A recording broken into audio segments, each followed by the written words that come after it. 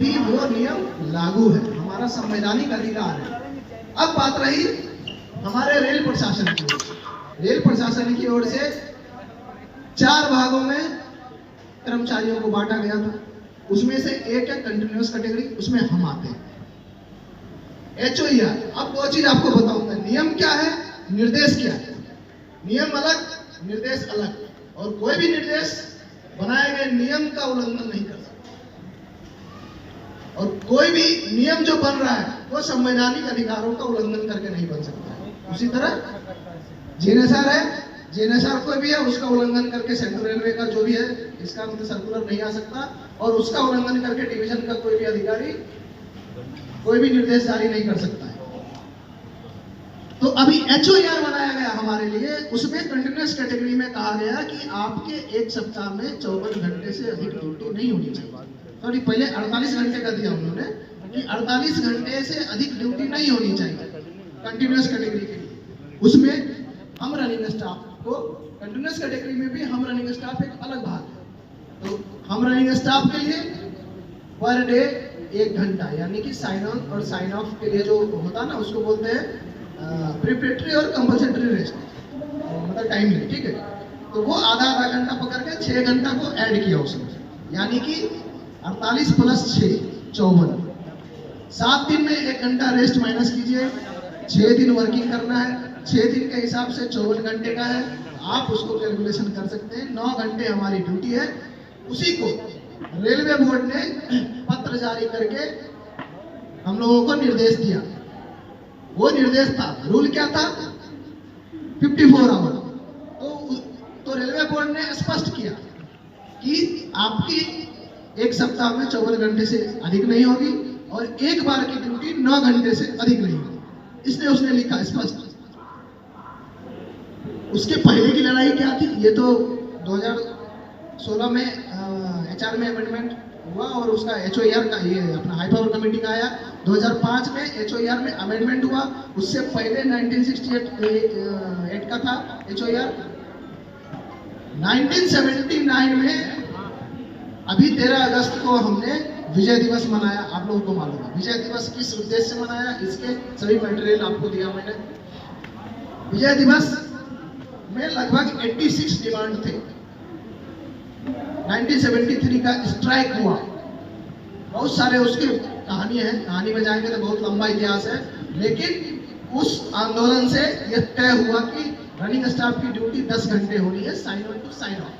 कल मैंने एक PDF आपके ग्रुप में डाला है, पूरा मतलब ऐतिहासिक ड्यूटी आवर्स जब आया है तब का डाला। आप देखेंगे उसमें 1979 का लेटर है, sign on to sign off 10 hours लिखा है। वो 10 घंटे चलता रहा, बाद में जाके 2009 में 10 आवर्स रूल करके लेटर आया। रूल का नाम ही दे दिया 10 आवर्स रूल। आप देखेंगे उसके सब्जेक्ट में ही लिखा है 2009 के लेटर में, 2010 के लेटर में 10 आवर, ये 10 आवर्स रूल के नाम से लेटर आया। उसके बाद 2016 में ये हाई पावर कमेटी के रिकमेंडेशन पे 9 आवर्स हम लोगों ने डिमांड किया था, 8 घंटे। उन्होंने बोला कि नहीं अभी 9 घंटे है, और 2020 विजन दिया रेलवे बोर्ड ने। लिखित में 2020 विजन दिया। 2020 विजन में क्या है, 2020 विजन में है कि 2020 के बाद, 2016 में दिया था कि 2020 के बाद हर साल आधे घंटे कम करके 2022 तक हम इसको 8 घंटा कर देंगे।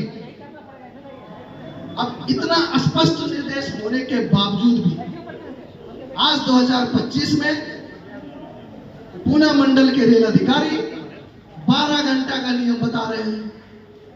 हमें मालूम नहीं हो किस संस्था से उनका शिक्षा हुआ है और उनको कहां से शिक्षा मिल रही है, ये हमें नहीं मालूम, लेकिन हम जहां से पढ़े हैं, हम पूरे इतिहास को खंगाल लिए, 12 घंटे की ड्यूटी कहीं थी ही नहीं।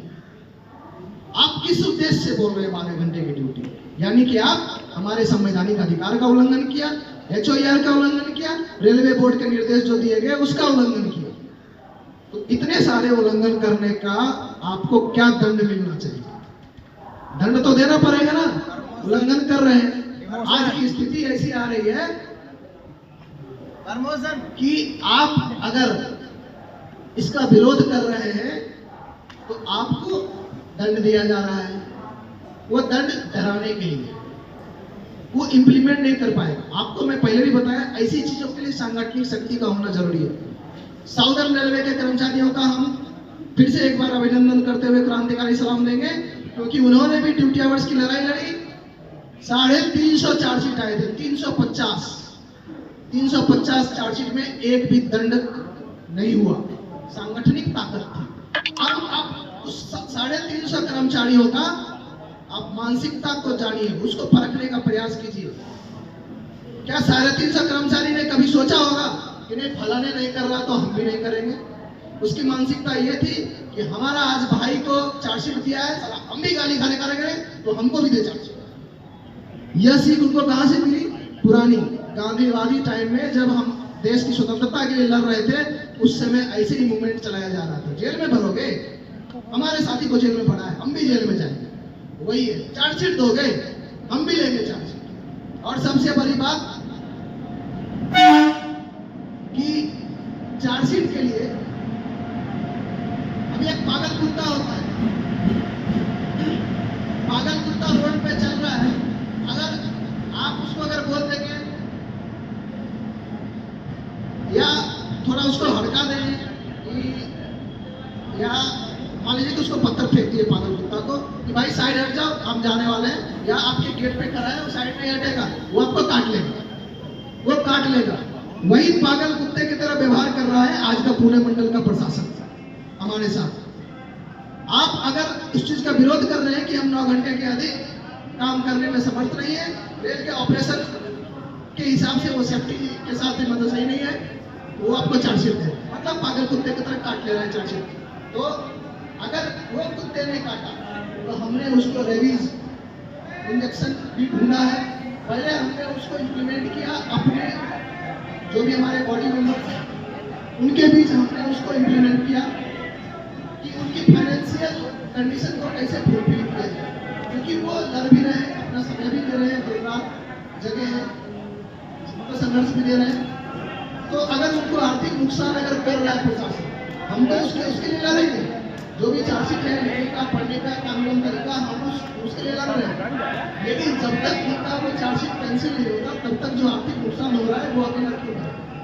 तो हम 25 लोगों का ग्रुप है, मतलब ग्रुप बोले तो ऑफिस बेनर में लगभग 22 लोग हैं। वो 22 लोग मिलकर उनके चार्जशीट को पूरा कर रहे हैं, मतलब हम महीने का 200 रुपया दे रहे हैं, उनका चार्जशीट का भरपाई हो रहा है। तो ये अच्छी बात है। हमने एक प्रयास किया तो पिछले 6 महीने से चल रहा है और ये सफल प्रयास है।